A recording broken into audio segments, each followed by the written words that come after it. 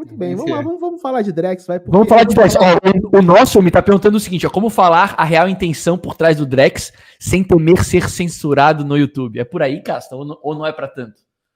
Olha, eu nunca vi ninguém ser censurado até agora por causa do Drex, cara. Vamos chutar o Casta da live aqui, só pra... Mas é porque eu não vou falar mal, cara. Eu gosto do projeto, pô. É bom, né? Eu acho o projeto bom. Assim, eu posso começar falando o seguinte, cara. Eu tô fazendo um puta estudo sobre CBDCs, né? Ainda vou soltar um vídeo com mais calma, explicando desde o começo, cara, o que é uma CBDC, papapá, mas vamos colocar algumas coisas pra gente começar a discussão. Fatos, tá? Não é nem opiniões. Vamos começar com fatos. Primeiro fato, CBDCs são inevitáveis. Isso é um fato absoluto. 98% de todo o PIB mundial está envolvido com o CBDC. Assim, não são 98% dos países, mas quando você pega os países que estão tendo projeto de CBDC, a gente está falando de 98% do PIB global está trabalhando em projeto de CBDC. Tem um painel muito bom chamado CBDC Tracker. Deixa eu colocar o link para quem quiser abrir no seu computador. Esse é um painel CBDC Tracker. Quem me passou foi o Orlando. Esse painel ele registra todos os projetos de CBDC e o estado de cada um. Tem uns que estão em estudo, que estão em prova de conceito, projeto piloto, tudo mais e tal. Dito isso, eu dei uma olhada nesses projetos todos. Então, a gente vai ter ali o dólar de Singapura, vai ter o e-yuan, né, o ECNI, que é o yuan digital. A gente vai ter o Bitcoin, que é a Libra digital. Tem os projetos também dos Estados Unidos, que eles têm uma fase de teste piloto incubada. E eu vou te falar a minha opinião, cara. Depois a gente pode elaborar ela. Mas minha opinião é que o nosso projeto de CBDC é um dos projetos mais avançados, mais sofisticados e mais bem pensados do mundo inteiro. Assim, a gente está na vanguarda. Se é para ter CBDC, que vai ter, que é inevitável, pelo menos eu diria que a nossa é uma das mais bem pensadas de todas as que eu estudei até agora. Beleza. É assim, primeiro, eu concordo com o Casta, tá? Vamos começar por aí, tá? Até vou jogar aqui no chat, eu não sei se vai dar ali, senão... Eu não sei se vai sair o inteiro, tá? Mas depois eu jogo o link aqui pra galera. É isso aí, ó. Em maio, nós fizemos uma edição para falar da Hyperledger Bezo, que é a blockchain por trás, que tá criando, né, que está montando o protocolo onde que vai rodar o real digital e a Drex, né? Quem é essa blockchain? O que ela faz, né? É uma blockchain pública e por aí vai, né?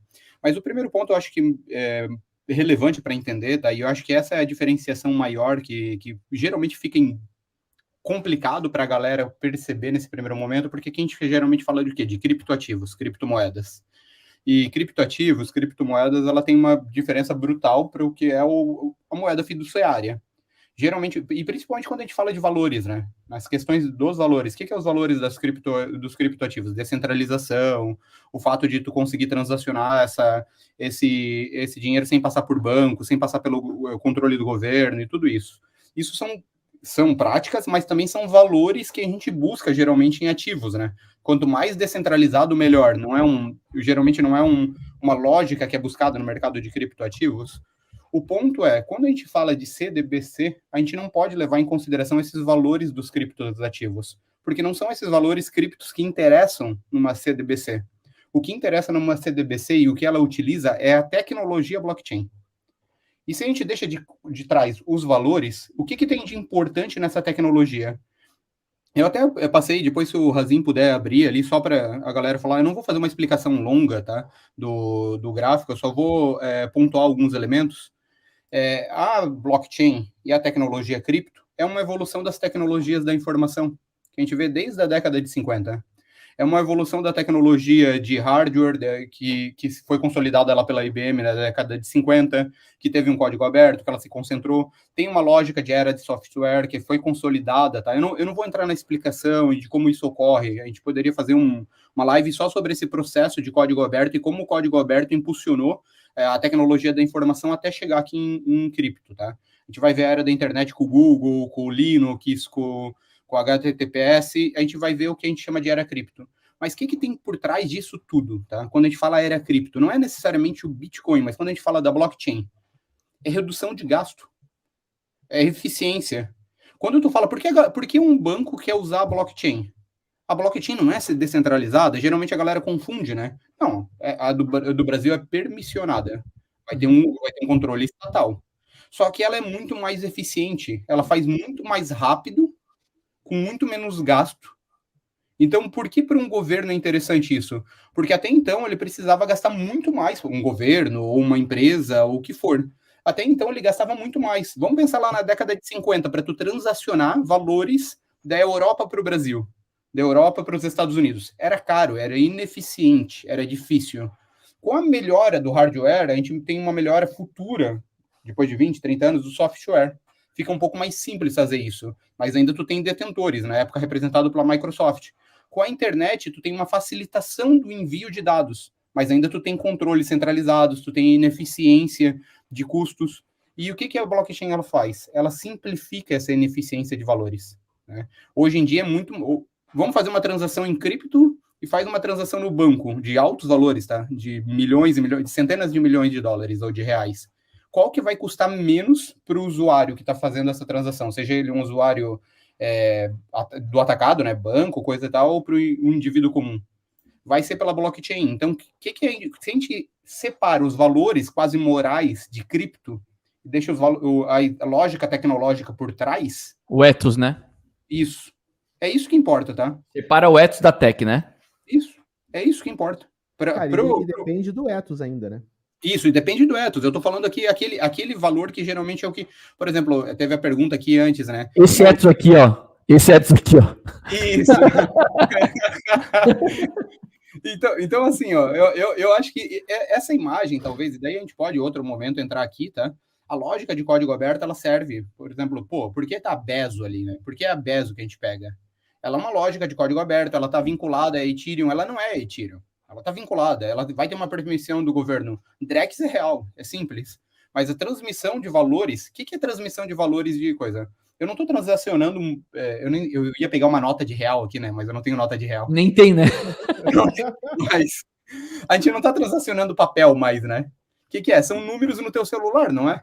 No teu computador. São dados. Então, como que a gente transaciona dados de uma forma mais barata e eficiente para as pessoas? Essa é a resposta e é isso que o Drex está tentando fazer. Se a gente colocar isso na cabeça, a gente vai conseguir entender muito mais quais são os objetivos por trás. Drex. Eu concordo, cara. Acho que assim, a gente podia falar também dos... O pessoal fala, o Drex pode congelar a carteira das pessoas e sequestrar o seu saldo. Oh, meu Deus. Eu falo, porra, mas pra mim isso é óbvio.